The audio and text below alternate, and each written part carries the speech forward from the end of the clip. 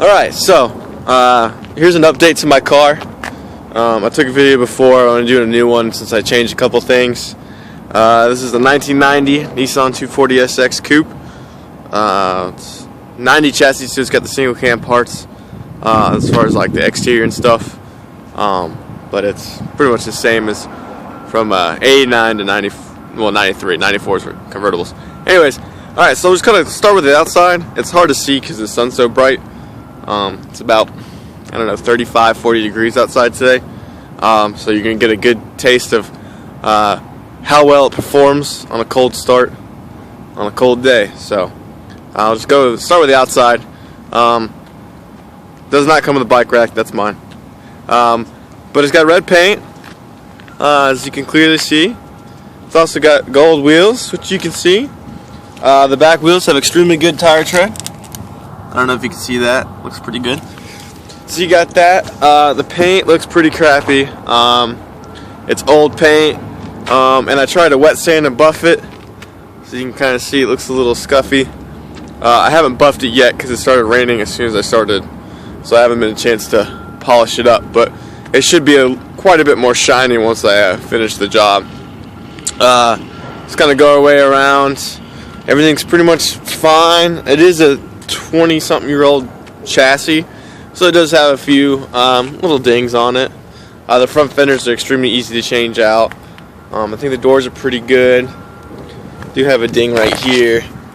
So it's not perfect, but it is an older car, and it's really not bad. So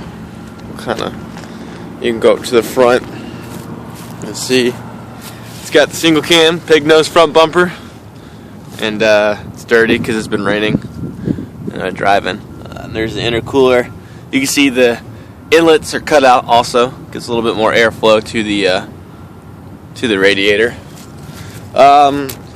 There's a crack in the windshield, but it's really not bad. You can see it's been sealed, so everything's good with that. And also it's out of the way of the driver's view, so you don't have to worry about anything like that. It's got a sunroof and everything else. It's got the base model trunk, so there's no holes, no wing. Everything's good with that. It's got the D-Max crystal tails. A little bit more pleasing to look at than the stock ones. This side, same as the other. Nothing too bad. Trying to think if there's anything outlying that's really noticeable. Nothing much. Wheels are the same. Tires are the same. The fronts are Nitto NT555s and the backs are Kuma Extas. Backs have a little bit better tread. But I mean, this thing doesn't really have alignment issues to tear them up, so they'll last a while, which is not too common on 240s. Black interior. Everything works. It's got power door locks, power windows. It's got base model S14 seats.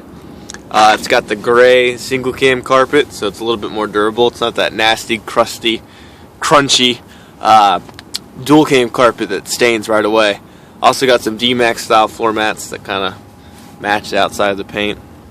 Back seats are missing right now, but they're actually at a friend's house, so you will get them when you get the car. I just haven't. I'm too lazy to drive 30 minutes to go get them. All 4 speakers work. That's good. And I'll show you that in a second. We'll get in the car. Plain black interior. You know, it's actually not that bad. Are cracks on the dash, but they're out of the way. It's a very common issue with 240s. I got the odometer boost gauge, Pioneer sound system. Nismo shift knob with bandana shift boot I built in about 4 seconds. No cup holder, but no 240 ever does really.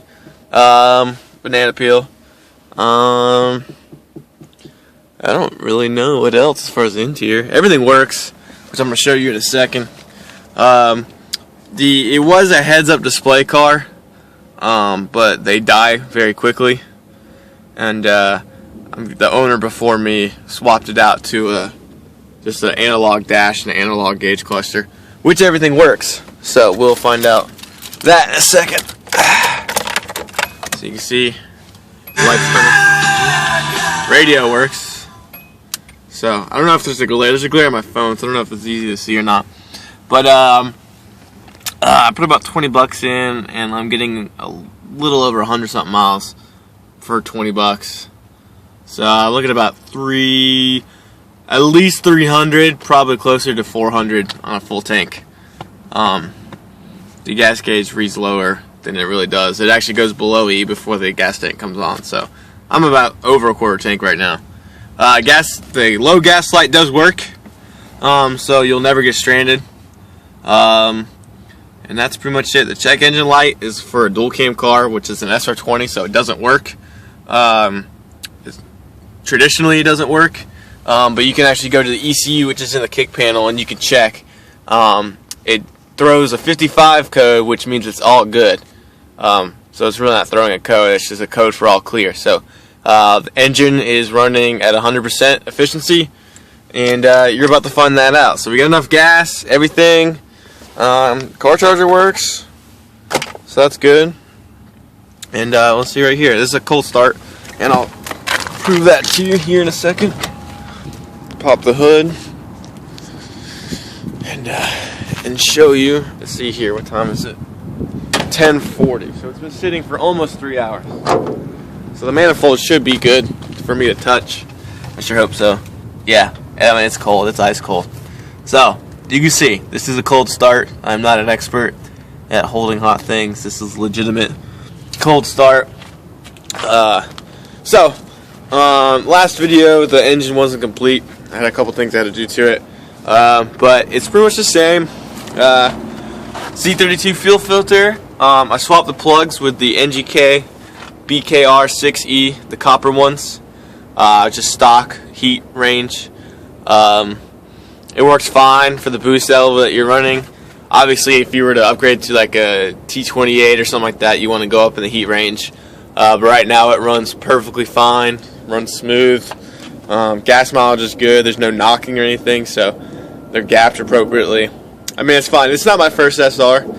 I've been through a few. My race car, I sold my SR out of my race car over the summer. So that was about 350 horsepower. So this 250 horsepower one is child's play compared to that, but it's still a fun car. I love it. It sounds awesome when I'm driving it. Turns heads with the turbo spool. You know, it's a great car. I just want something different. I've had 240 since 2006, and it's time for me to grow up and get something I could put a roof rack on and ride my bike around with. I don't know. I guess I'm into the Euro thing now or something. But I mean, I already have a track car that's 240, so I don't need to. So let's go with a quick overview. What's done to the car? It's got a CX Racing radiator with the CX Racing radiator fans. They're also operated on a relay, so there's no ghetto wiring. It's legitimate. You don't have to worry about anything catching fire. It's got a KA power steering pump on it, so it's running that, which works fine as long as you have the SR power steering bracket. It works the same. It's got a legitimate HKS blow-off valve, cone filter, and of course stock turbo, running at 14 pounds of boost, which is the maximum efficiency that a stock one will run. Anything after that kind of turns into a blow dryer of hot air. It just kind of doesn't do anything. So no point in pushing the turbo past its limits for no performance gain. So that's it. It's a quick car. It spins tires. It eats Mustangs alive, as my coworker will tell you, but he won't. So yeah, really, that's it. I relocated the power steering away from the heat. It helps keep it from boiling over. I did that in my race car. I just did it in this one just for the hell of it. You don't really need it, but I mean, it's already a tight fit over here anyway, so just put it over there. It does have the heat shield. It keeps your brake master cylinder from overheating, so you don't get any kind of brake fade. So you don't have to worry about, you know, emergency stops or anything like that. The dipstick's broken, but just a yellow piece, so I just use a piece of cloth on the zip side to keep oil from splashing out. You can still check your oil just with a pair of pliers. It just doesn't have that orange head, and SR dipsticks are harder to come by than I thought. It's got the stainless steel braided power steering pressure line, so you don't have to worry about that ever again. It's not all big and clunky and flows to the front like the stock one. It's better. I had it on my race car engine, but it didn't go with it, so now you get the benefit of that. It's also got this power brace right here to keep the motor still. It's kind of like a support for the motor mounts so you don't wear them out, which is very common for them to go out on the exhaust manifold side. They go out quite a bit just because the heat breaks down the rubber. So what else? I don't know. Let's get it cranked up. You can see, again, cold as shit start, so what you see is what you get. You can see that it worked perfectly fine. So there you go, and clutch in. There you go. So this is a cold start. You can see the temp sensor does work. As you can see, its radiator fluid is cold, car is cold, and it is idling right now at 1100. Of course, on a cold start, it does have a small misfire because it's running rich. But once it smooths out, it'll drop to about 900 RPMs and idle smoother, which is a normal car. It literally is. It feels like a stock 240. It feels like this motor came in this car, which it did in Japan. But a lot of times when people swap motors or whatever, they cut corners and everything, and it runs like a race car, not like a stock car. This is running like a stock car. It's extremely comfortable to drive, extremely comfortable to ride in. My girlfriend even rides in it sometimes, though she doesn't really like it, because she has a BMW and she's stuck up like that. But everything's fine. It gets me from point A to point B every day. I've never had any major issues with it. I did have a flat tire once, but nothing as far as the motor's concerned. What else? I don't know what else. Heat works, which is always good. It actually warms up very quickly. It's got a Nismo thermostat in it, so instead of 180 degrees, it warms up at 160. So in the cold mornings, it takes about 4.5-5 miles before it gets warm enough for the heat to start working. So that's good. But it doesn't overheat either. I rarely run fans, and if I do run fans, I just hit that switch and I turn the fans on. But I never have to run them. The only time I've ever had to run them was when I was in traffic for about 2 hours. Highway was shut down and I was just idling, which any car would overheat at that point. So I put the fans on and I just stayed at perfect mid-range temperature, and this thing just kept purring. So everything was good with that. So you can see idle's slowly starting to drop, idle's starting to smooth out. The gas smell is going away, which means it's starting to warm up and get a little bit more efficient. Okay, let's see here. Sunroof works. This thing doesn't line up with it. I don't know if they're supposed to or not. I've never had a sunroof 240. I've always had the moonroof hatchbacks, so I don't know if this is supposed to line up or not. So we'll go to the back and check out the exhaust and hear the exhaust note.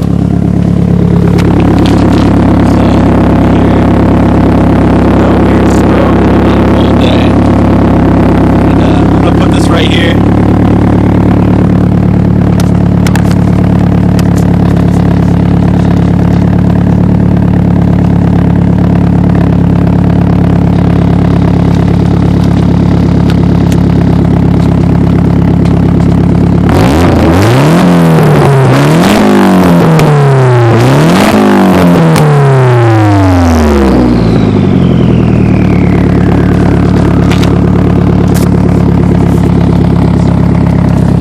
There you have it. That's the car. So from start to finish, cold motor to warm motor, seeing everything.